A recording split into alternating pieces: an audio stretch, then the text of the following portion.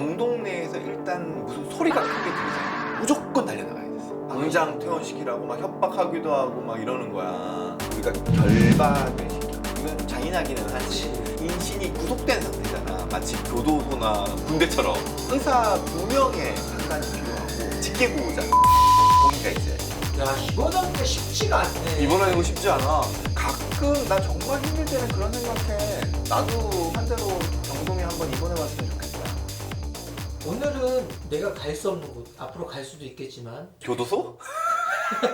정신병동. 아, 정신병동. 나 궁금해. 근데 실제로 너는 거기서 근무도 했었으니까. 그치, 우리 레지던트 1년차는 정신병동 내에 의국이 있어서 거의 정신병동 내에서 생활을 하지. 내가 만약에 이제 정신과 진료를 받으러 갔어. 그 입원 절차가 궁금해. 어떻게 되는 거야? 그치. 정신과 병원은 급성기 병원, 그러니까 적극적으로 치료를 하기 위한 병원과 만성병원, 외곽에 있는 그냥 정신과 병원에서 그냥 생활을 하시는 병원. 아무래도 그냥 우리가 갑자기 병이 생기면은 만성병원으로 갈 일은 없고 급성기 병원으로 가겠지. 그러면 급성기 병원 내에서도 또 2개로 나뉘어. 하나는 개방병동. 이거는 자유롭게 출입이 가능해. 일반 병실 같은 거야. 일반 종합병원의 병실을 생각하면 돼. 내가 기본적으로 자기 관리는 돼. 위험한 행동도 안 해. 근데 뭐 예를 들어 잠을 못 잔다거나 혹은 우울감이 좀 있다거나 불안장애가 있다거나 강박이 있다거나 하면 굳이 보호병동, 그러니까 갇혀있는 병원으로 갈 필요는 없거든. 그러면 일반 개방병동에서 치료하는 경우들도 있어. 그래서 개방병동이 있고 또 옛날에는 폐쇄병동이라고 불렀는데 지금은 보호병동이라고 그러거든. 들어가면 한번 입원을 하면은 자유롭게 나오지 못해. 그리고 이 안에서는 일정 부분 통제된 환경이 만들어져. 모든 일단 뭐 소지품 같은 것들을 다 확인을 해. 혹시라도 위험한 물건을 가지고 있으면 안에서도 이제 위험한, 그러니까 뭐 자살을 한다거나 이러면은 안 되기 때문에. 그리고 입원 병실로 들어가는 거지. 입원 보통 자기 의사로 오는 사람 거의 없지. 강제 입원이라고 예전에는 했고 지금은 비자의 입원이라 그래. 자의가 아닌 입원. 어찌되건 나의 인신이 구속된 상태잖아. 마치 교도소나 뭐 군대처럼. 그런 환경이기 때문에 법적인 절차가 있어. 의사 2명의 판단이 필요하고 그리고 직계보호자 2명의 동의가 있어야 돼. 그럼 4명이 동의를 해야지 보호병동에 갈 수 있는 거네? 입원이 반드시 필요한 상황이다. 인신을 구속해서라도. 그리고 본인의 의사와 반하더라도 이 사람의 안전을 위해서 반드시 입원이 필요하겠다라고 정신과 의사 2명이 의학적으로 판단하는 게 있어야 되고 직계보호자 2명의 동의가 필요해. 근데 이 직계보호자 2명의 동의라는 것 자체가 사실 따지고 보면은 그렇게 중요한 건 아니거든. 왜냐하면은 이거는 일제시대 잔재야. 우리가 일제강점기 시절에 정신과 환자에 대한 책임을 가족한테 떠넘겼었어. 조선시대 때는 아니야. 조선시대 때는 오히려 정신과 환자들에 대한 인권이 꽤나 좋았었는데 일제시대에 들어오면서 일본 정부에서 정신과 환자에 대한 관리를 가족한테 맡기고 가족들이 얘를 책임지고 집 밖에 못 나오게 해라 라는 의미가 있었어. 그 연장선상에서 정신과 환자가 비자의로 입원을 할 때 가족의 2명의 동의를 통해 가지고 입원하라는 제도가 아직까지 남아있는 거야. 근데 되게 웃긴 거는 일본은 이제도 없어졌다. 정신과 의사의 판단에 의해서 법적으로 입원을 시킬 수 있도록 바뀌었거든. 야, 근데 왜 우리나라는 그래서 지금은 무슨 제도가 논의되고 있냐 하면 가정법원에서 판사가 최종 입원 권한을 가지게끔 하는 걸 지금 추진하고 있어. 의사가 판단하고 이 의사가 기록한 내용을 판사가 확인을 해서 이 사람은 입원이 법적으로 필요하다라고 결정을 내리면 의사도 좀 어떻게 보면은 책임을 좀 덜 수 있는 거지. 그치. 또 사회적으로도 어떻게 보면 뭐 안전하게 입원 절차들을 가져갈 수 있는 거고. 야, 입원하기가 쉽지가 않네. 입원하는 거 쉽지 않아. 그래서 예전에는 우리가 응급실로 입원해야 되는 환자가 왔어. 입원해야 돼. 그러면은 어떻게 해서든지 직계보호자 2명을 찾아야 되는 거야. 그러면 정신과 의사 당직이 막 가족 연락처 알아내가지고는 지금 당장 응급실로 오셔야 된다고. 그 직계보호자가 또 형제는 안 돼. 이 직계보호자라는 거는 친족만 되는 거야. 자식이거나 부모거나 할아버지, 할머니. 근데 이럴 수 있잖아. 직계보호자가 아예 없어. 자녀도 없고 부모님도 다 돌아가셨어. 그럼 어떻게 될 것 같아? 근데 입원은 반드시 필요해. 직계보호자가 없는 경우에는 어떻게 되냐면은 지자체 장에 의한 입원이 있어. 지자체 장이 책임을 지고 인신구속을 할 수 있는 입원, 행정 입원이라고 그러거든. 그렇게 입원을 시키기도 하지. 야, 입원으로만 지금 한 편 나오겠는데? 그렇지. 그래서 딱 입원했어. 자, 그래서 이제 보호병동에 입원을 하게 되잖아. 어. 그러면 어찌됐건 간에 거기는 세상이랑 분리된 공간이야. 맨 처음에 입원했을 때는 아무것도 못해. 전화도 못하고 산책도 못하고 그냥 그 병동 내에서만 있어야 돼. 외부 세계랑 완전 난절이야. 예전에는 그랬어. 근데 지금은 입원하게 되면 전화도 일단은 주기적으로 좀 쓸 수 있게끔 해줘야 되고 인권 같은 부분이 좀 많이 개선이 돼서 외부랑 단절돼 있고 안전한 공간이긴 하지만 그래도 뭐 면회라든지 전화라든지 이런 것들이 좀 가능하지. 근데 그게 바람직한 것 같긴 해. 근데 이제 전화를 하면은 대부분 뭐 누구한테 전화하겠어? 입원하자마자. 부모- 내가 원해서 입원한 게 아니잖아. 강제로 입원해서 그것도 부모님에 의해서. 가족한테 하지. 부모님한테 하지. 그럼 뭐라 그러겠어? 욕하겠지. 당장 퇴원시키라고 막 협박하기도 하고 막 이러는 거야. 근데 지금 이 상황에서는 병 때문에 그런 거잖아. 그치. 근데 보호자분들은 힘들잖아. 그러니까 사실 좀 단절시키는 게 좀 필요하기는 해, 치료적으로는. 근데 아까 얘기했잖아. 보호병동의 제일 중요한 거는 안전 확보야. 그럼 그 안전 확보를 누가 해야겠어? 환자가 자체적으로 할 수는 없을 거 아니야. 당연하지. 의료진이 해야지. 근데 의사, 간호사가 그걸 어떻게 다 해? 그래서 병동 내에는 보호사라는 분들이 계셔. 주로 남성분들이야. 그분들이 주요 위치에서 항상 이렇게 딱 이렇게 서 계시면서 혹여나 발생할 수 있는 위험한 상황이 되면 개입을 딱 하셔. 근데 이분들은 훈련된 분들이셔서 사람이 다치지 않게 안전하게 딱 이렇게 하는 거지.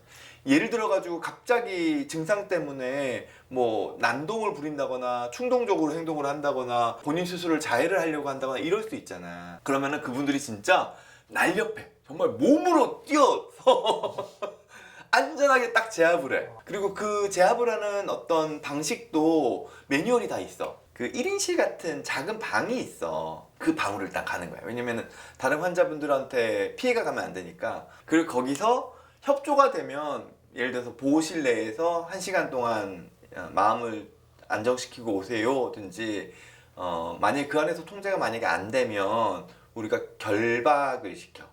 우리가 억제라는 표현을 쓰거든. 그래서 결박복 같은 게 있기도 하고 옷이 이 상태에서 몸을 못 움직이는 거야. 그러면 이 상태로 그냥 결박복을 입혀가지고 결박을 시키기도 하고 어떤 병원 같은 경우에는 안전하게 침대에 손발을 묶어서 결박을 시켜놓기도 해. 이건 좀 잔인하기는 하지. 그치. 근데 대신에 이건 모든 과정을 CCTV로 기록을 하게 돼 있고 들어간 시간과 나와 있는 시간 그리고 중간중간에 건강상의 체크를 다 하게끔 법적으로 되어 있어.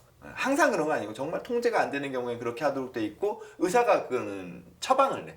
뭐 1시간 억제, 뭐 1시간 보호 뭐 이런 식으로 처방을 내게끔 되어 있고 그 과정들을 다 의무 기록으로 기록을 하게끔 되어 있지. 그래서 생각보다 정신병동 내에서의 인권 침해를 막기 위한 제도가 법적으로 많이 만연되어 있어. 내가 레지던트를 했던 병원은 보호병동 내에 의사실이 따로 있어서 1년차부터 3년차는 이 의사실을 써야 돼. 그리고 4년차만 병동 밖에 의사실이 따로 있었어. 병동 내에 의사실이 있는 이유는 병동 내에서 만약에 돌발적인 상황이 발생했을 때 의사가 바로바로 대처하기 위한 거거든. 병동 내에서 일단 무슨 소리가 큰 게 들리잖아. 소란스러운 소리가 들리잖아. 그러면은 1년차, 2년차는 무조건 달려나가야 됐어. 안 달려나가면 혼나. 그러고 나면 이제 3, 4년차들도 이제 천천히 이제 쫓아오시지. 의료진이 많으면 환자가 난폭한 행동을 하려고 하더라도 사람이 많으니까 이 위압감을 느껴. 그러니까 내가 참게 돼. 우리가 이만큼의 인력이 있으니 너가 지금 여기서 차분하게 행동해야 된다. 더 이상 난폭한 행동이나 충동적인 행동을 해서는 안 된다는 메시지를 주는 거야. 그래서 같이 이제 보호실로 가. 이건 뭐 웃기다고 얘기하면 웃기고 당황스럽다면 당황스러운 건데 정신과 병동에 있으면 탁구 실력이 엄청 늘어. 산책이 허용이 안 되는 상황이면 병동 내에서 할 수 있는 운동이 탁구밖에 없어. 그래서 거의 탁구 선수급이 돼. 오래 입원해 있는 환자일수록 탁구 선수가 돼. 새로 온 환자가 입원을 딱 했는데 탁구를 잘 친다. 그러면은 이 환자분은 입원 경험이 많아.